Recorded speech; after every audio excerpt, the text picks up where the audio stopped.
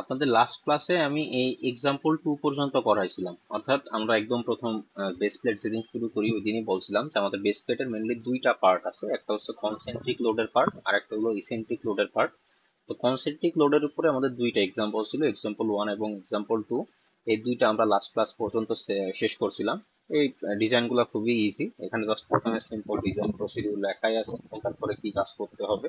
তো জাস্ট সেই অনুযায়ী আমরা জাস্ট ভ্যালুগুলো বের করছিলাম। প্রথমে load calculation, area calculation, area থেকে আমাদের যে ডাইমেনশন, লেন্থ এবং উইডথের ডাইমেনশন ক্যালকুলেশন। এরপরে মাঝখানে জাস্ট একটা চেক দিতে হয় যে কংক্রিটের যে বিয়ারিং স্ট্রেন্থে সেই পরিমাণে সে লোড নিতে পারবে কিনা। এরপরে জাস্ট আমাদের যে প্লেটের থিকনেস, এই প্লেটের থিকনেস বের করা। এখানে যে মানে ঝামেলার জিনিস যেটা, অর্থাৎ ল্যামডা ইন প্রাইম বের করার ক্যালকুলেশনটা বলছিলাম যে এটা একটা বড় ক্যালকুলেশন, এই যে ক্যালকুলেশনটা একটা বড় ক্যালকুলেশন, তো এটাকে আমি বাদ দিয়ে দিছি যে এটা প্রয়োজন নাই, কারণ এই ভ্যালুটা সবসময় ছোট হয়ে আসে। বাকি জাস্ট এম আর এন এই দুটা ক্যালকুলেশন করে আমি বলছিলাম যে এখান থেকে থিকনেস বের করা যায়। সো এই দুইটা প্রবলেম আর কি অলরেডি আমরা সলিউশন করছি। এই দুটার পরে লাস্ট ক্লাসে যে রেকর্ডিংটাতে একটু অসুবিধা হয়েছিল, যে রেকর্ডিংটা আসলে অডিও বাগ ছিল, অডিও কিছু আসছিল না। তো আমি জাস্ট গত বছরের জন্য 30 ব্যাচের সাথে যে ক্লাসটা নিয়েছিলাম সেখান থেকে জাস্ট একটা রেকর্ডিং সম্ভবত আছে, সেটা রেকর্ডিং লিঙ্কটা দিয়ে দিচ্ছি। ওই একটা দেখলেই বাকিটাও একদম হুবহু সেম, একই প্রসেস, একই রকম ক্যালকুলেশন, সবকিছু ভ্যালুগুলোও একই। এক্সাম্পলে জাস্ট দুইটা মেথডে সলিউশন করা। তো যারা আছে মিস করেছেন তবে জাস্ট ওই একটা ভিডিও দেখলে আশা করি পরেরটাও ইজিলি বুঝতে পারবেন। প্লাস এই চ্যাপ্টারের হ্যান্ড সলিউশন, যেটা হ্যান্ড সলিউশনটাও দিয়ে দিছি, যেখান থেকে আপনার সুবিধা হয় সেখান থেকে জিনিসটা একটু দেখে নিতে পারেন। মেনলি আজকে আমরা যেটা পড়বো সেটা হচ্ছে ইসেন্ট্রিক বেস প্লেট, অর্থাৎ বেস প্লেটের উপর যদি মোমেন্ট আসে তাহলে সেই ক্ষেত্রে কিভাবে ডিজাইন করতে হয়।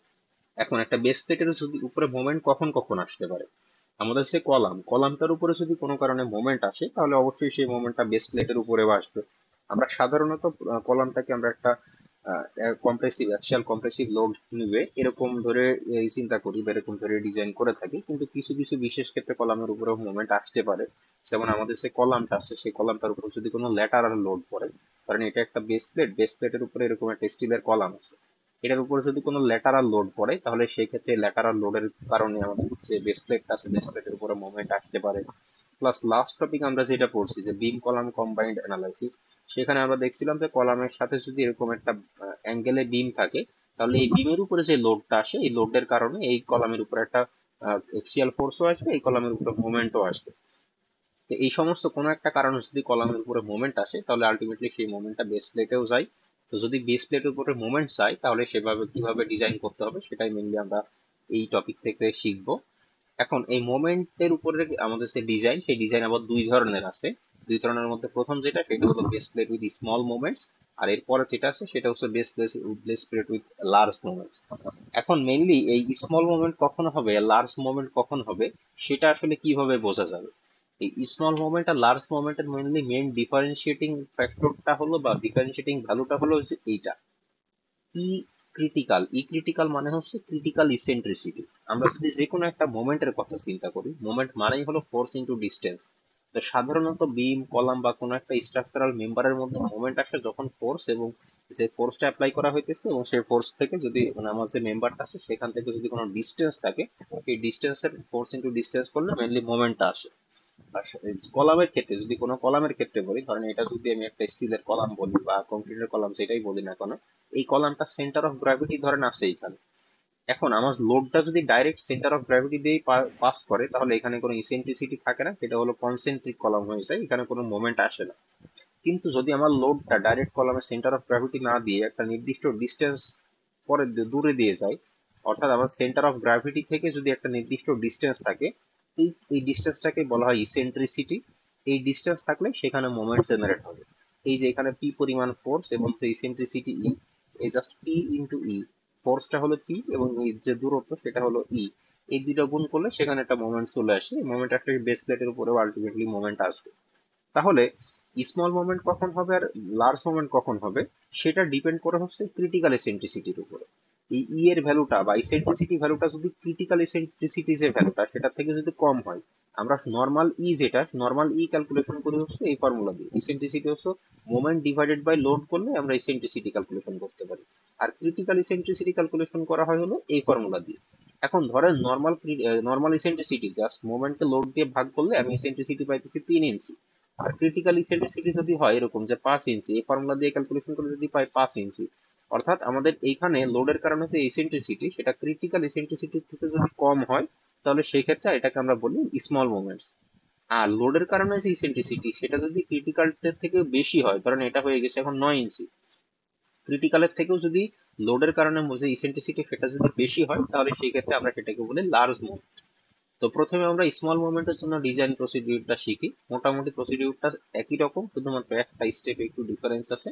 তাছাড়া অন্যান্য বাকি যে স্টেপগুলো স্মল মোমেন্ট লার্জ মোমেন্টের জন্য একই রকম প্রসেস। সো এখানেও ম্যাথ সলিউশন করার আগে একদম ডিটেইলড প্রসিডিউর লিখে দিয়েছে যে কোন স্টেপে আমরা কি কি কাজ করব। প্রথম স্টেপে হচ্ছে লোড আর মোমেন্ট ক্যালকুলেশন করা, মানে হচ্ছে যেমন আলটিমেট লোড আমরা ক্যালকুলেশন করি 1.2 into dead load plus 1.6 into live load. Same একইভাবে জাস্ট লোড আর মোমেন্ট ক্যালকুলেশন করা। সেকেন্ড যে প্রসিডিউর, সেকেন্ড স্টেপে আমাদের বের করতে হবে যে আমরা যে বেস প্লেটটা, সেই বেস প্লেটটার ডাইমেনশন কত কত ধরবো, ডাইমেনশন লেন্থ কত হবে, উইডথ কত হবে, সেটা স্টেপ 2 তে ক্যালকুলেশন করতে হবে। 3 নাম্বার স্টেপে আমাদের প্রথমত যে মোমেন্ট আর লোড ক্যালকুলেশন করছে এখান থেকে লোডের কারণে বা মোমেন্টের কারণে ইসেন্ট্রিসিটি কত সেটা বের করতে হবে। আর ক্রিটিক্যাল ইসেন্ট্রিসিটির এই ফর্মুলা দিয়ে ক্রিটিক্যাল ইসেন্ট্রিসিটি বের করতে হবে। বের করে এই 3 নাম্বার স্টেপে আমাদের চেক দিতে হবে যে এখানে আসলে বেস প্লেটের মধ্যে বা বেস প্লেটের উপরে স্মল মোমেন্ট কাজ করতেছে নাকি লার্জ মোমেন্ট কাজ করতেছে। যদি স্মল মোমেন্ট কাজ করে তাহলে সেই ক্ষেত্রে আমাদের পরে বিয়ারিং লেন্থের একটা ছোট ফর্মুলা আছে, সেই ফর্মুলা মানে স্মল মোমেন্ট কাজ করলে জাস্ট স্মল মোমেন্টের বিয়ারিং লেন্থের ফর্মুলা দিয়ে আমরা থিকনেস বের করব। আর যদি লার্জ মোমেন্ট কাজ করে তাহলে লার্জ মোমেন্টের বিয়ারিং লেন্থের ফর্মুলা দিয়ে আমরা থিকনেস বের করব। প্রথম 3টা স্টেপ সব ক্ষেত্রেই সেম, 5 নাম্বার স্টেপটাও সব ক্ষেত্রেই সেম। শুধুমাত্র 4 নাম্বার স্টেপটা যদি স্মল মোমেন্ট হয় এবং লার্জ মোমেন্ট হয় তাহলে সেক্ষেত্রে দুটো ডিফারেন্ট সিনারিও হয়ে যায়। সেটাই আমরা মেইনলি আজকে দেখবো এখানে। এখানে যে সমস্ত ফর্মুলা প্রয়োজন স্যার, সেই সমস্ত বলেন। স্যার এই জায়গায় লার্জ হলে লার্জের ফর্মুলা বসাবো, আর যদি স্মল হয় তাহলে স্মলের ফর্মুলা বসাবো, মানে যে হ্যাঁ কোনো একটা বসাতে হবে আর কি। হ্যাঁ হ্যাঁ, যে কোনো একটা একটা এক্সাম্পল সলিউশন ওকে করে, স্যার। এক্সাম্পল সলিউশন করলে আর কি জিনিসটা ক্লিয়ার হয়ে যাবে আশা করি। সো প্রথমে একটা এক্সাম্পল, এখানে যে ফর্মুলাগুলো আছে এই ফর্মুলাগুলো এখানে বিভিন্ন ক্ষেত্রে লাগে, এখানে যা আছে সবগুলো মুখস্থ করা লাগবে না, আমরা মেইনলি শুধু এলআর এফডিটা আর কি পড়াশোনা করি। এলআর এফডির জন্য এই একটা, আর মোটামুটি এখান থেকে জাস্ট এই একটা ফর্মুলা আর এই যে একটা ফর্মুলা, এই দুইটা ফর্মুলা থিকনেসের এই দুইটা ফর্মুলা জানলেই হবে। তো কোনটা কোথায় ইউজ করবো সেটা আমরা আসবো, একটা আমরা প্রবলেম সলভ করি, প্রবলেম সলভ করার মধ্যে সময়টা কি আরো ক্লিয়ারলি বুঝতে পারবো। সো প্রথমে এখানে প্রবলেমটা আছে, design A base plate for axial dead load and live loads equal to 100 and 160 keep, মানে ডেড লোড আছে 100 কিপ আর লাইভ লোড আছে 160 keep, and moments from dead load and live loads are 250 keep ইঞ্চি এবং 400 keep ইঞ্চি। অর্থাৎ dead লোডের কারণে যে moment, dead লোডের কারণে মোমেন্ট হলো 250 কিপ ইঞ্চি, লাইভ লোডের কারণে মোমেন্ট হলো 400 keep inch. Bending is about the strong Axis of the wide flange column, column সেকশনটা বলা আছে W 12 into 96 section with D equal to 12.7 inch, BF equal to 12.2 ইঞ্চি। যেই দুইটা ভ্যালু আমাদের এএসসি টেবিল থেকে বের করার প্রয়োজন পড়ে সেই দুইটা ভ্যালু এখানে ডাইরেক্ট দেওয়াই আছে। সো এখানে আসলে এআইসি টেবিল থেকেও কোনো ভ্যালু বের করার প্রয়োজন হবে না। The ratio of concrete to the base plate is area is unity. Ratio to the concrete base plate area মানে হচ্ছে এই যে কংক্রিটের যে এরিয়া সেটাকে আমরা বলছিলাম সেটাকে আমরা A2 দ্বারা প্রকাশ করি। আর স্টিলের যে বেস প্লেটের এরিয়া, স্টিলের বেস প্লেটের এরিয়াটাকে আমরা A1 দ্বারা প্রকাশ করি। আমাদের এখানে প্রশ্নেই বলে দিতেছে এদের রেশিও, অর্থাৎ A2 ডিভাইডেড বাই A1, এই রেশিওটা হচ্ছে ইউনিটি বা এই রেশিওটা হচ্ছে 1, এটা প্রশ্নেই বলা আছে। FY of the base plate is 36 KSI, F prime C of the concrete is 4 KSI, মানে স্টিলের ইল্ড স্ট্রেন্থ বলা আছে 36 KSI আর কংক্রিটের ক্রাশিং স্ট্রেন্থ বা কম্প্রেসিভ স্ট্রেন্থ বলা আছে 4 KSI। এই প্রবলেমটা এখানেও মানে সিম্পলি সলিউশন করা আছে। এরপর আমরা হ্যান্ড সলিউশনটা একটু যদি দেখি, হ্যান্ড সলিউশনও একদম সাইড সাইড নোট দিয়ে লেখা আছে, যেটা আসলে আমাদের বুঝতে আর একটু বেশি সুবিধা হবে। প্রথম স্টেপে আমাদের যে এখানে যে গিভেন ইনফরমেশন গুলো সেখানে লেখা আছে যে গিভেন ইনফরমেশন হলো dead load 100 keep, live load 160 keep. Dead লোডের কারণে মোমেন্ট বলা আছে 250 কিপ ইঞ্চি, লাইভ লোডের কারণে মোমেন্ট বলা আছে 400 কিপ ইঞ্চি। ডাব্লিউ সেকশন হলো 12 ইন্টু 96, এই সেকশনটার ডেপথ হলো 12.7 ইঞ্চি এবং ফ্লেঞ্জের উইথ 12.2 ইঞ্চি। প্রশ্নেই বলা আছে FY 36 এফ প্রাইমসি 4 কেএসআই। প্রথম স্টেজ যেটা সেটাই হচ্ছে লোড অ্যান্ড মোমেন্ট ক্যালকুলেশন। আমি যদি প্রথমে লোড ক্যালকুলেশন করি 1.2 into dead load plus 1.6 into live load. Dead load বলা আছে 100 কিপ, লাইভ লোড বলা আছে 160 কিপ। জাস্ট এখান থেকে ফ্যাক্টরাইজড করলে, সরি, এখান থেকে যদি আমরা ফ্যাক্টরাইজ করি তাহলে সেক্ষেত্রে টোটাল আলটিমেট লোড পাচ্ছি 376 কিপ। সেম ভাবে আমরা যদি মোমেন্ট ক্যালকুলেশন করি, ultimate moment equal to 1.2 into dead লোডের কারণে moment MDL plus 1.6 into live লোডের কারণে মোমেন্ট MLL। ডেড লোডের কারণে মোমেন্ট বলা আছে 250, লাইভ লোডের কারণে মোমেন্ট বলা আছে 400। পুরোটা ক্যালকুলেশন করলে টোটাল আলটিমেট মোমেন্ট আসতেছে 940 কিপ ইঞ্চি। তাহলে আমরা টোটাল লোড ক্যালকুলেশন করলাম, টোটাল মোমেন্ট ক্যালকুলেশন করলাম। 2 নম্বর স্টেপে এই যে আমরা যদি এটা ফলো করি, 2 নম্বর স্টেপে আমাদের বলতেছিল যে বেস প্লেটটার ডাইমেনশন এন আর বি, লেন্থ আর উইডথ কত সেটা একটা অ্যাসিউম করে নিতে। লেন্থের ফর্মুলা হলো এটা, length greater than equal to D plus 6। এখানে ডি এর ভ্যালুটা প্রশ্নে বলাই আছে 12.7 প্লাস 6, যদি ক্যালকুলেশন করি তাহলে ভ্যালুটা আসে 18.7, যেটাকে আমরা রাউন্ডিং এ নিয়ে আসতে পারি 19 ইঞ্চি। সেম ভাবে বি হচ্ছে উইথ, প্রশস্ততা বেস প্লেটের প্রশস্ততার ফর্মুলাও সেম, ডি প্লাস, এখানে ডি না, এখানে মেইনলি ফর্মুলা হচ্ছে বিএফ প্লাস সিক্স।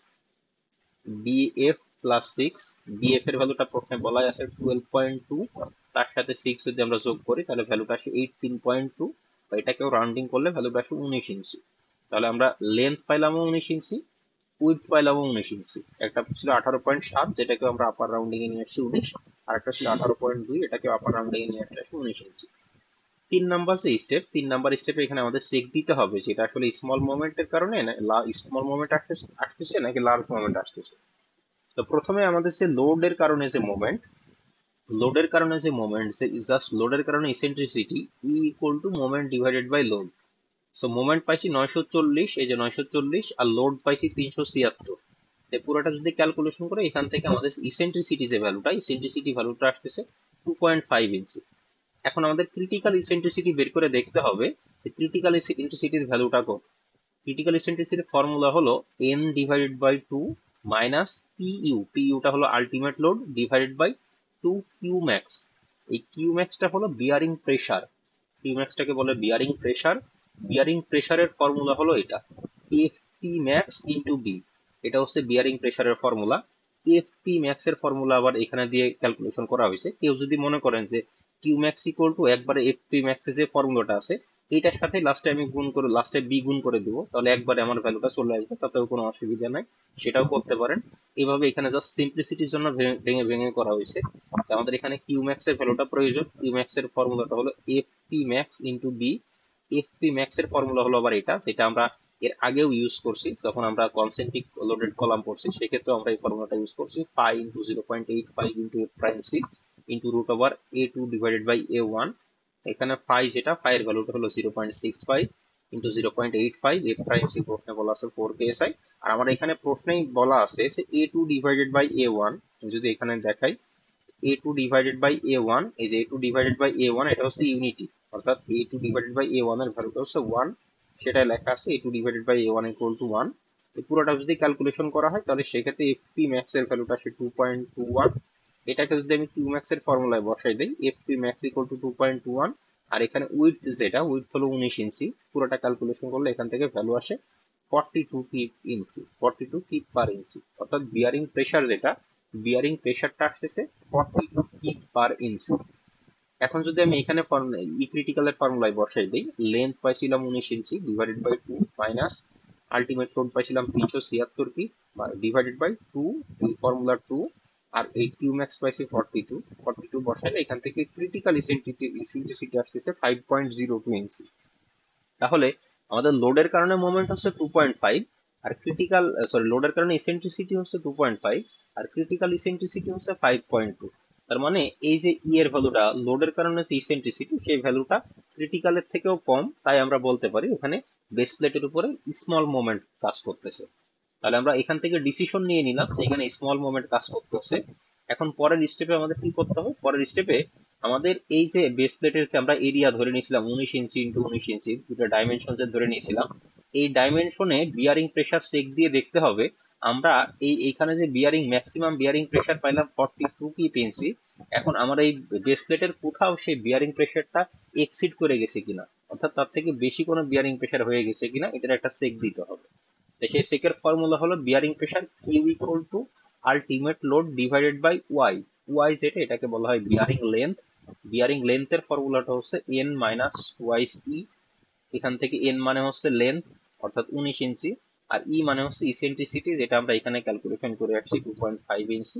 এটা ক্যালকুলেশন করলে এখান থেকে ভ্যালু আসে 14 ইঞ্চি। আর আমরা আলটিমেট লোড প্রথম স্টেপে ক্যালকুলেশন করছি 376 কি। এই 376 কে আমরা 14 ইঞ্চি দিয়ে ভাগ করলে এখান থেকে বিয়ারিং প্রেসার পাইতেছি। অর্থাৎ এই বিয়ারিং প্রেসার মানে হচ্ছে আমার টোটাল যে বেস প্লেটটা আছে, বেস প্লেটটার প্রতি ইঞ্চিতে কি পরিমাণ প্রেসার আছে সেটাকেই বলতেছে বিয়ারিং প্রেসার। তো এখানে আমরা প্রতি ইঞ্চিতে প্রেসার পাইতেছি 26.85 কি। আর আমার যে প্লেটটা আছে সেটা ম্যাক্সিমাম প্রেসার নিতে পারে হচ্ছে 42 কি। তার মানে এটা ঠিক আছে, আমাদের প্রেসার এখানে এক্সিস্ট করতেছে 26.85, আর সে নিজে সর্বোচ্চ নিতে পারবে 42। তার মানে সেটা অ্যালাউবল রেঞ্জের মধ্যেই আছে, 42 এর মধ্যেই আছে। আমাদের যে আমরা এরিয়াটা যেটা কালেক্ট করছিলাম সেই এরিয়াটা নেওয়া ঠিক আছে। এখন যদি এমন হয় যে এই ভ্যালুটা ধরেন 42 এর থেকে বেশি চলে আসে, ধরেন 45 চলে আসে, তাহলে কি করতে হবে? তাহলে সেই ক্ষেত্রে আমাদের যে আমরা এরিয়া যেটা কাল ধরে নিয়েছিলাম যে 19 ইঞ্চি ইন্টু 19 ইঞ্চি, এইটাকে একটু এক্সটেন্ড করে ধরতে হবে, একটু বেশি ধরতে হবে আর কি। কারো কোনো কিছু বলতে চাচ্ছেন? আচ্ছা, মিস্টেক হতে পারে। সেই ক্ষেত্রে এই 19 ইঞ্চি ইন্টু 19 ইঞ্চি যেটা ধরছি, যদি এটা স্যাটিসফাই না করে, এটা যদি নট ওকে হয়, তাহলে সেই ক্ষেত্রে আমরা ওই ডিস্টেন্সটা একটু বেশি করে ধরবো। আমরা এই ডিস্টেন্সটা 19-এর জায়গায় যদি দেখা যাচ্ছে এখানে আমরা ম্যাক্সিমাম পাইছি 42, যদি এমন হয় যে 44 আসতেছে, তখন এটাকে 20 ইন্টু 20 ধরে চেক করবো। জাস্ট 20 ইন্টু 20 ধরে শুধুমাত্র জাস্ট এই স্টেপটুকু আরেকবার ক্যালকুলেশন করে দেখবো যে এবার ওকে আছে কিনা। এরকম একটা প্রবলেম আমাদের পরের এক্সাম্পলটাও এরকম আছে, যদি নট ওকে হয় তাহলে কি করতে হবে সে প্রবলেমও আমরা দেখতে পারবো। যদি এরকম বিয়ারিং প্রেসার স্যাটিসফাই করে যায়, স্টেপ 4 যদি হয়ে যায়, এরপরে জাস্ট আমাদের কাজ হচ্ছে থিকনেস বের করা। থিকনেস প্লেটের ফর্মুলা হচ্ছে এই যে এটা টি ইকুয়াল টু 1.5 এল, এটা হলো এল আর কি। 1.5 l into root over F P divided by F Y. এখানে আমাদের অজানা কি কি আছে, এফপি আমরা বের করছি, সরি এফপি আমরা যেটা বের করছি এখানে সেটা হচ্ছে এফপি ম্যাক্স। আর এফপি যেটা, এফপি হচ্ছে জাস্ট এই যে এটা ultimate load divided by Y into B. Ultimate load divided by Y into B. Ultimate load পাইছিলাম 376 কি, ওয়াই পাইছি আমরা এখান থেকে বিয়ারিং লেন্থ পাইছি 14 ইঞ্চি, আর বি যেটা সেটা হচ্ছে আমাদের বেস প্লেটটার উইথ, সেটা হচ্ছে 19 ইঞ্চি। এটা ক্যালকুলেশন করলে এখান থেকে এফটি আসতেছে 1.41 কিপ, এটা হচ্ছে 1.41 কিপ, সরি এটা kip per square inch KSI, 1.41 KSI divided by F Y, যেটা এটা প্রশ্নে দেওয়া আছে 36 কেএসআই। এখন আমরা জানি না কি, জানি না হচ্ছে এল। এল কি জিনিস সেটা আমরা আবার কনসেন্ট্রিক থেকে শিখে আসছি। এল হচ্ছে এম আর এন, এই দুটার মধ্যে যে ম্যাক্সিমাম যেটা বড় যেটা সেটাই হচ্ছে এল, সেটাকে আমরা এল বলি। এম এর যে ফর্মুলা, এই ফর্মুলাও সেম, আগে কনসেন্ট্রিকে যে ফর্মুলা ইউজ করছে সেম একই formula. M equal to N minus 0.95 D divided by 2। এটা ক্যালকুলেশন করলে এম ইকুয়াল টু ভ্যালুটা আসে 3.46, আর n equal to b minus 0.8 bf divided by 2। এটা ক্যালকুলেশন করলে ভ্যালুটা আসে 4.62। তো এদের মধ্যে যেহেতু বড় ভ্যালুটা হচ্ছে এন, তাহলে আমরা জাস্ট এল এর জায়গায় বসাই দিছি 4.62। তাহলে ফর্মুলা হচ্ছে 1.5 ইন্টু এল। তো এখান থেকে এল হচ্ছে এই দুইটার মধ্যে যেটা ম্যাক্সিমাম সেটা হচ্ছে এল, তো এই ম্যাক্সিমাম ভ্যালু পাইতেছি আমরা 4.62।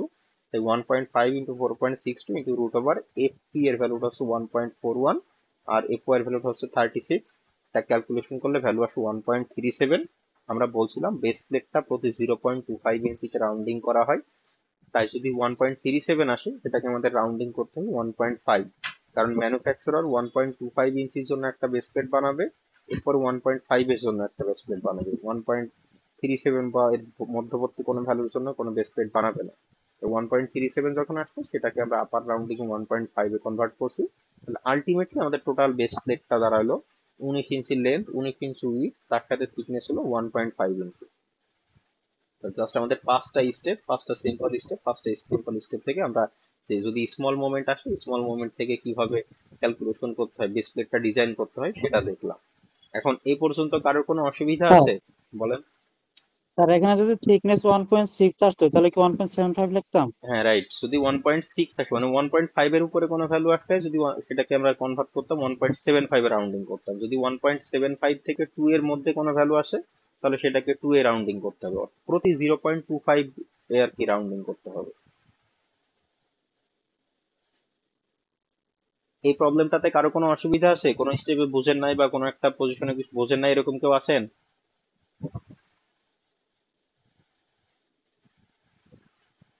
স্যার কন্টিনিউ করেন।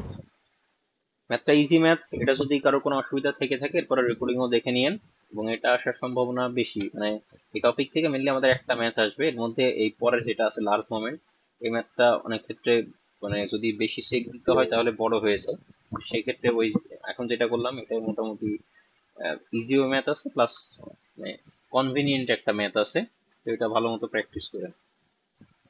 এরপরে যেটা আছে সেটা হচ্ছে base pad with large moment. আমরা একটু এই পিডিএফ থেকে দেখি লার্জ মোমেন্ট থাকলে কি করতে হয়। আমি প্রথমে যেটা বললাম যে লার্জ মোমেন্ট থাকলে চেঞ্জটা কোথায় আসে। লার্জ মোমেন্ট যদি আসে তাহলে সেই ক্ষেত্রে আমাদের যে ই এর ভ্যালু যেটা ইসেন্ট্রিসিটি, যেটা ইসেন্ট্রিসিটির ক্ষেত্রে ইসেন্ট্রিসিটিটা ক্রিটিক্যাল ইসেন্ট্রিসিটি থেকে বেশি হয়ে যাবে। অর্থাৎ আমি যদি আগের এখান থেকে দেখাই, এই যে আমরা এখন যেটা যে ম্যাথটা করলাম সেটার ইসেন্ট্রিসিটি ছিল ক্রিটিক্যাল ইসেন্ট্রিসিটির থেকে ছোট, আর যদি লার্জ মোমেন্ট হয় তাহলে এই ইসেন্ট্রিসিটিটা এই ক্রিটিক্যালের থেকে বেশি হয়ে যাবে।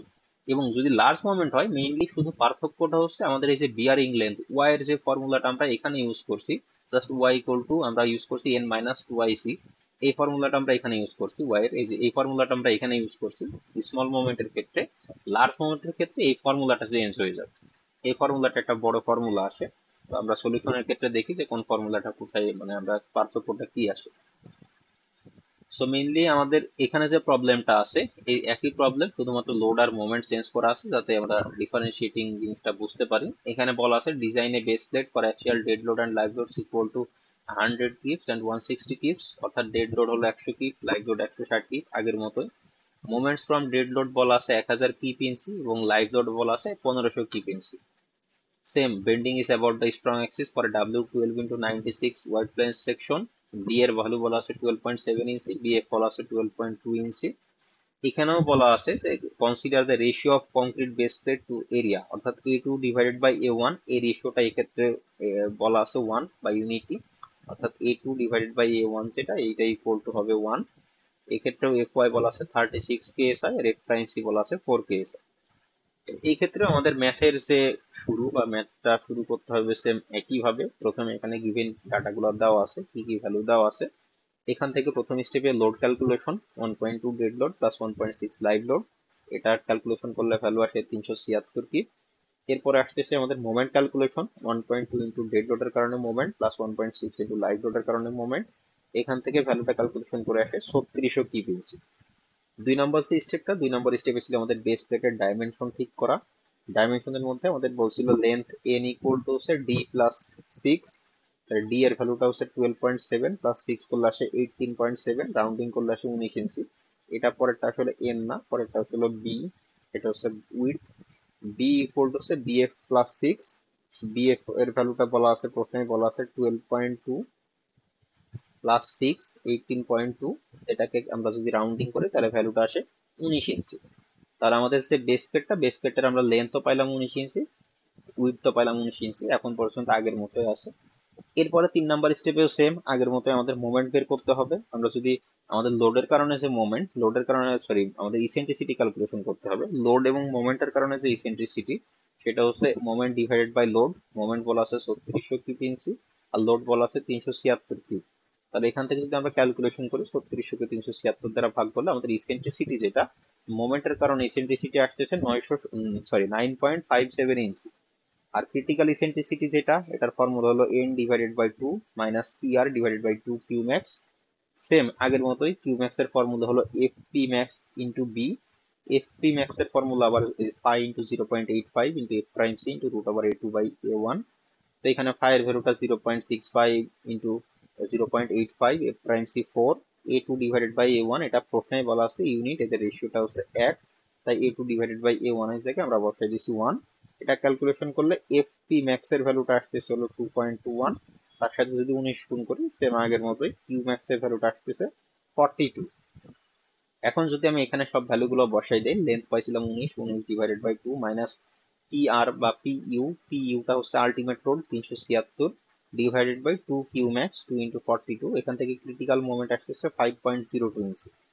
এখন আমরা দেখতেছি যে আমাদের যে লোড এবং মোমেন্টের কারণে যে ইসেন্ট্রিসিটি, সেই ইসেন্ট্রিসিটিটা ক্রিটিক্যাল ইসেন্ট্রিসিটিটাকে ক্রস করে ফেলছে।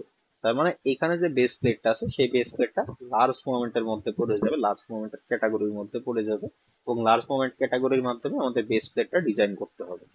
তো এই 3 নাম্বার স্টেপ পর্যন্ত যাই কাজ করছি আমরা, স্মল মোমেন্ট হোক অথবা লার্জ মোমেন্ট হোক, এই 3 নাম্বার পর্যন্ত আমাদের কমন কাজ করতেই হবে। 4 নাম্বার থেকে মেনলি আমাদের ডিফারেন্সটা শুরু হবে। 4 নম্বরে আমরা কি করছিলাম, 4 নাম্বারে যদি আমরা স্মল মোমেন্টের ক্ষেত্রে দেখি, যখন বিয়ারিং প্রেশার ক্যালকুলেশন করি, আমরা কি করছিলাম, এই যে Q equal to P U by Y, Y equal to N minus two I C, এই ফর্মুলা দিয়ে আমরা খুব ইজিলি এখান থেকে বিয়ারিং প্রেশার চেক করে দেখছিলাম যে সেটা ম্যাক্সিমাম বিয়ারিং প্রেশারকে এক্সিড করে কিনা। আর এখন যখন 4 নাম্বার স্টেপে আসবো, এখানে আমাদের যে বিয়ারিং লেন্থ আমরা তো আগের বার স্মল মোমেন্টের ক্ষেত্রে জাস্ট ফর্মুলা ইউজ করছিলাম যে N minus two I C, এই ফর্মুলা যে আগের বার ইউজ করছিলাম, এই ক্ষেত্রে আর এই ফর্মুলা ভ্যালিড না, এই ক্ষেত্রে একটা বড় ফর্মুলা আছে, সেটা হলো Y equal to F plus N by two plus minus root over F plus N by two whole square minus two into U into E plus F divided by Q max. এখন এই formula দেখে ভয় পাওয়ার কিছু নাই, এই bearing লেন্থের এই formula প্রশ্নে দেওয়া থাকবে, শুধুমাত্র বেস প্লেট চ্যাপ্টার থেকে এই একটা ফর্মুলা প্রশ্নে দেওয়া থাকবে, সেটা হলো লার্জ মোমেন্টের বিয়ারিং লেন্থের ফর্মুলা। তো এটা আসলে ভয় পাওয়ারও কিছু নাই, মুখস্থ করারও কিছু নাই, যে এটা একটা বড় ফর্মুলা। এখান থেকে তাহলে আমাদের আননোন কি কি আছে সেটা যদি দেখি, আমরা এন তো অলরেডি জানি, এই আর কি আছে, পি ইউ অলরেডি জানি, কিউ ম্যাক্সও জানি, শুধুমাত্র জানি না হচ্ছে এফ। তো এফ এর ফর্মুলা হচ্ছে N divide by two minus 1.5। এন মানে হচ্ছে লেন্থ পাইছিলাম হচ্ছে 19 ইঞ্চি, তাকে 2 দ্বারা ভাগ করছি, ভাগ করে 1.5 যদি বাদ দেয় তাহলে সেক্ষেত্রে এফ ইকুয়াল টু ভ্যালুটা আসতেছে 8 ইঞ্চি।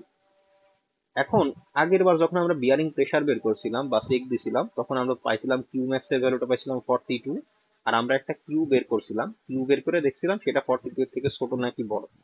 এই ক্ষেত্রে ডাইরেক্ট সেই কিউ বের করার কোনো ওয়ে নাই, এই ক্ষেত্রে বিয়ারিং প্রেসার চেক দেওয়ার একটা উপায় আছে, সেটা হচ্ছে এই বিয়ারিং লেন্থে যদি কোনো ফিজিক্যাল বা রিয়ালিস্টিক কোনো ভ্যালু থাকে তাহলে সেটা ওকে আছে, আর যদি এটার কোনো রিয়ালিস্টিক ভ্যালু না থাকে তাহলে সেটা নট ওকে।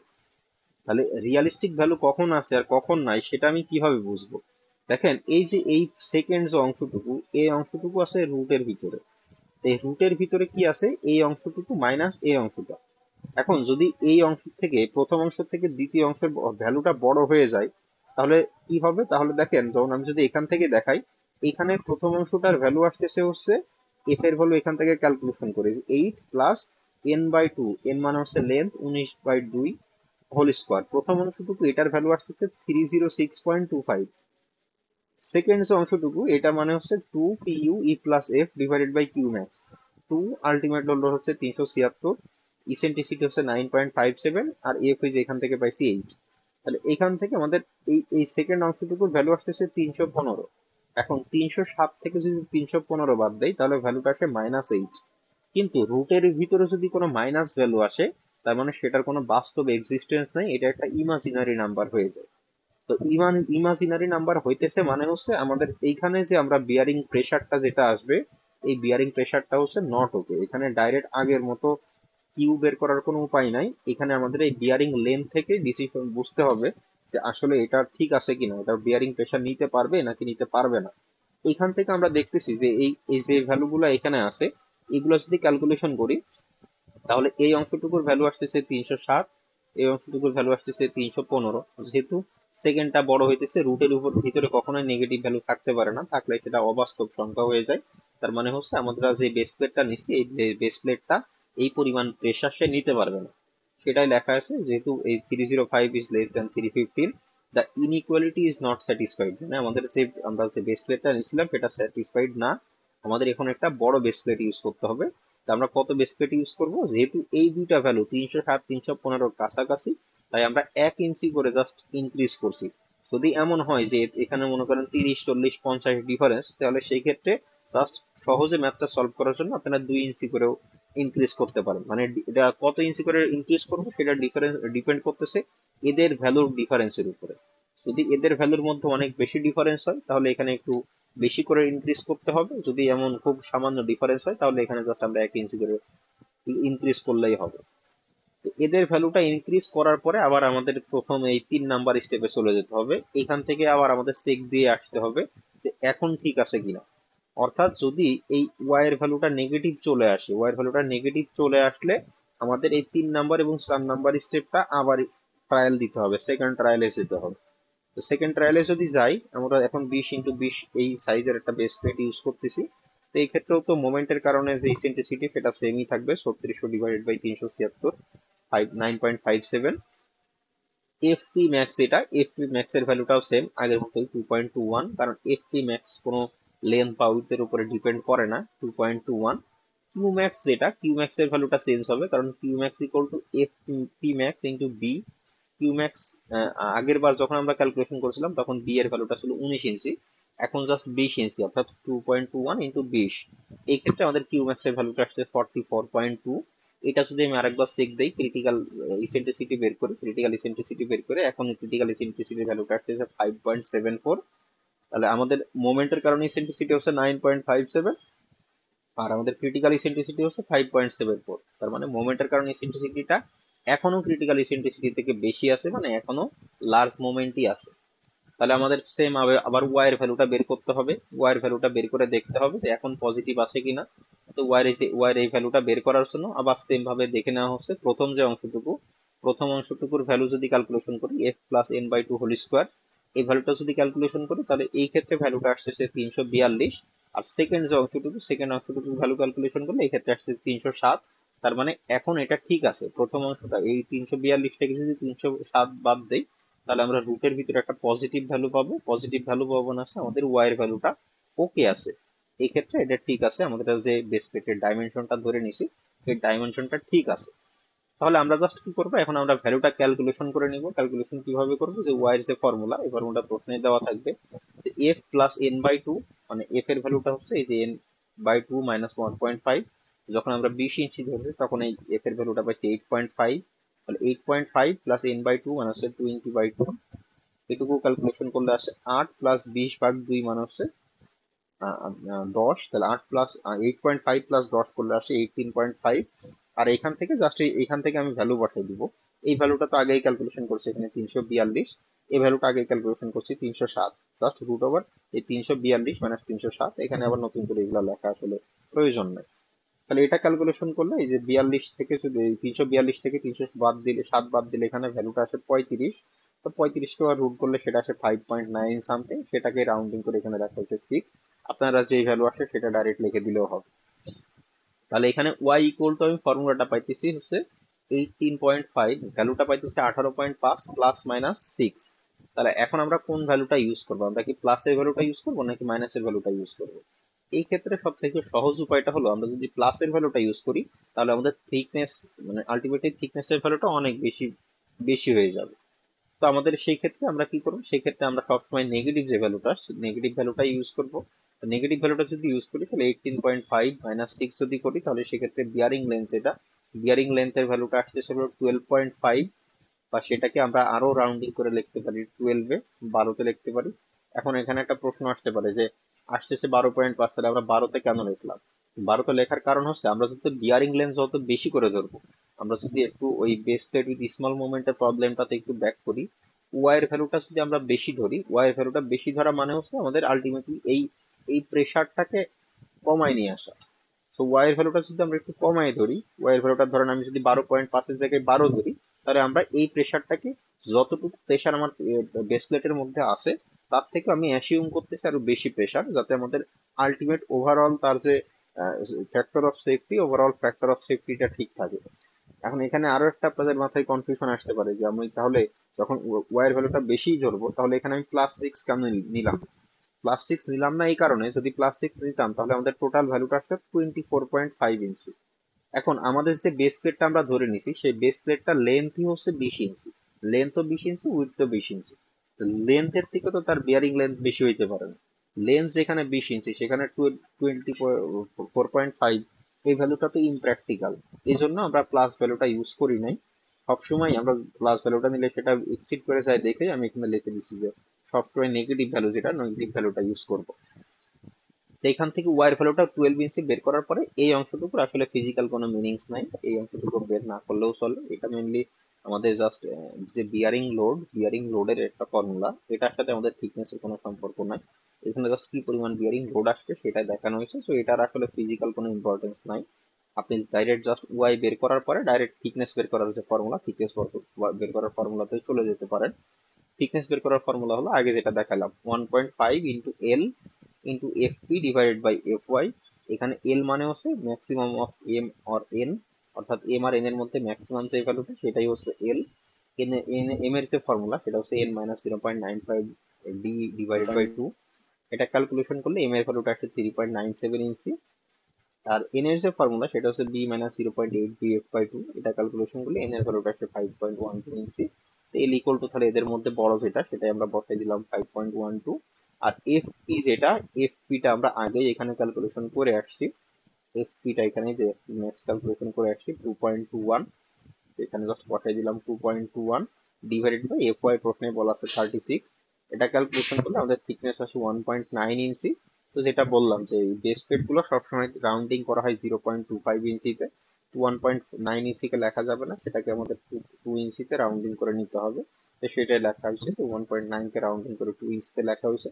তো আলটিমেটলি পুরো বেস প্লেটের আমাদের ডিজাইন যেটা দাঁড়ায় সেটা হচ্ছে use a base plate of length হচ্ছে 20 ইঞ্চি, উইথ 20 ইঞ্চি এবং থিকনেস হচ্ছে 2 ইঞ্চি। এটাই হলো আমাদের ফাইনাল আনসার। কারো কোনো অসুবিধা আছে?